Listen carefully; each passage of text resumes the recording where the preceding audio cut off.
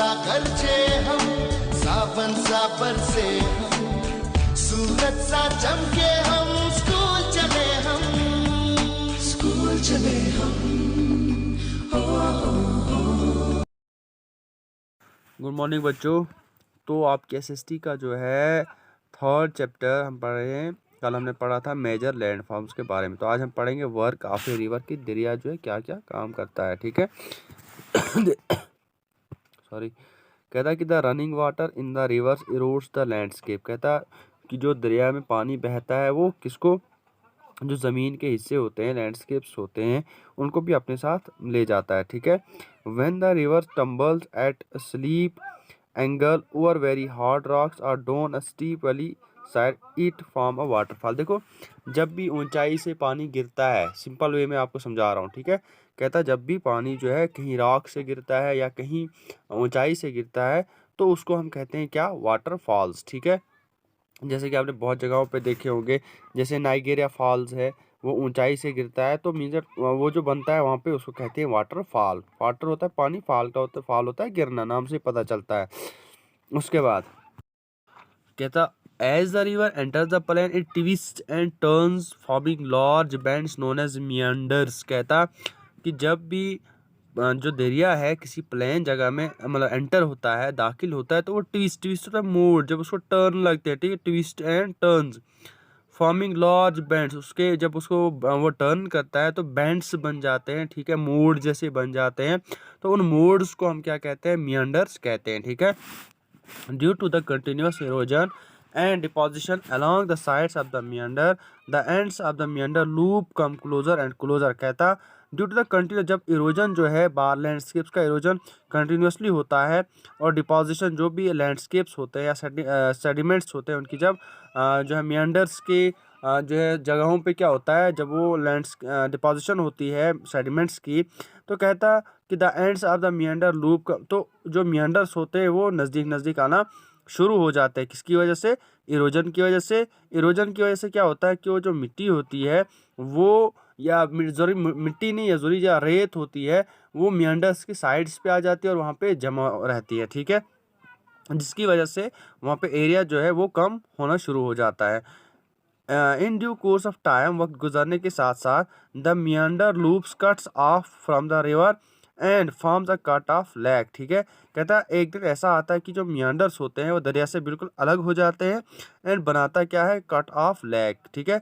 Also called as oxbow lake, जिसको हम क्या कहते हैं बाद में, वो एक लेक की शक्ल का बनता है जिसको हम क्या कहते हैं, ऑक्सबो लेक कहते हैं। उसके बाद at time the river overflows its banks, एक ऐसा भी वक्त आता है कि जो रिवर होता है, दरिया, वो अपने जो किनारे होते हैं उनसे भी मतलब बाहर से चलता है, मतलब उसकी जो मतलब उसका जो पानी का जो वॉल्यूम होता है वो बढ़ जाता है।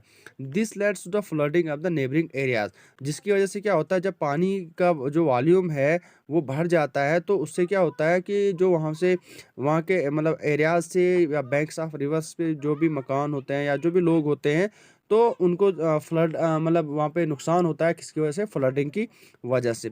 As its flood it deposits layers of fine soil and other materials called sediments along its. जब फ्लड्स आते हैं तो फ्लड अपने साथ साथ क्या लाता है, सेडिमेंट्स, छोटे छोटे टुकड़े लाता है रॉक्स के, उसके बाद मिट्टी भी आती है उसके साथ, तो वो दरिया के किनारे में क्या हो जाते हैं, जमा रहते हैं। This leads to the formation of a flat fertile flood plain. अब इससे क्या होता है, जब सेडिमेंट साथ आते हैं या मिट्टी जो साथ आती है इसके साथ फ्लड के साथ, तो वो बनाता है क्या है, एक फर्टाइल फ्लड प्लान बनाता है। ठीक है। फर्टाइल क्या होता है, जरखेज। हाँ। The raised banks are called levees. अब जब वहाँ पे डिपोजिशन ऑफ सॉइल हुई या डिपोजिशन ऑफ सेडिमेंट्स हुई, तो वहाँ पे जो है हाइट मतलब वहाँ पे बन गई, तो उस हाइट्स को हम क्या कहते हैं, लेवीज कहते हैं। ठीक है। As the river approaches the sea, the speed of the flowing water decreases and this river begins to break up into a number of streams called distributaries. ठीक है। कहते हैं जब जो रिवर होता है कहाँ, समंदर के लिए चला जाता है, तो कहता है इसी पानी की जो स्पीड होती है वो कम होना शुरू हो जाती है और यही रिवर जो है अलग अलग स्ट्रीम्स में, जिनको हम क्या कहते हैं, डिस्ट्रीब्यूटरीज कहते हैं, उनमें डिवाइड होना शुरू हो जाता है या ब्रेक होना शुरू हो जाता है। The river become so slow that it begins to deposit its load. कहता कि वो पानी की जो स्पीड होती है, रफ्तार होती है, दरिया की जो रफ्तार होती है वो कम होना शुरू हो जाती है। It begins to deposit its load, ठीक है, क्योंकि ये जो अपना जो भी इसमें जो भी मटेरियल होता है वो एक जगह जमा करना शुरू कर देता है। Each distributary forms its own मौत। अब जो डिस्ट्रीब्यूटरी है, जो स्ट्रीम्स हैं, उनका अपना मौत होता है, मतलब अपनी एक ओपनिंग होती है। The collection of sediments from all the मौत फॉर्म्स डेल्टा। कहता है जब सेडिमेंट्स जो है, जो भी सेडिमेंट्स जमा होते हैं, सेडिमेंट्स की जितनी भी कलेक्शन होती है, फ्रॉम ऑल द मोस्ट, जितनी भी स्ट्रीम्स होती है उनसे जो भी कलेक्शन आती है सेडिमेंट्स की, जब एक जगह वो जमा हो जाते हैं तो उसको हम क्या कहते हैं, डेल्टा कहते हैं, ठीक है। तो बच्चों ये था आज का टॉपिक इसके बारे में, वर्क ऑफ ए रिवर के बारे में, कि दरिया का क्या क्या काम होता है और जो वहाँ पे पार्ट्स बनते हैं उनको हम क्या कहते हैं, ठीक है। और उसके बाद बैंड्स को क्या कहते हैं। उसके बाद हमने पढ़ा ऑक्सबो लैग पढ़ा, हमने फ्लड प्लान के बारे में पढ़ा, लेवीज के बारे में पढ़ा, डिस्ट्रीब्यूटर्स के बारे में पढ़ा, डेल्टा के बारे में पढ़ा, ठीक है। आई होप कि आपको अच्छे समझ आ चुकी होगी। जहाँ भी कन्फ्यूजन रहती है आप मेरे साथ डायरेक्ट कांटेक्ट करो, मैं आपकी कन्फ्यूजन्स को जो भी डाउट्स हैं उनको पूरा करने की, क्लियर करने की पूरी कोशिश करूँगा, ठीक है। Thank you.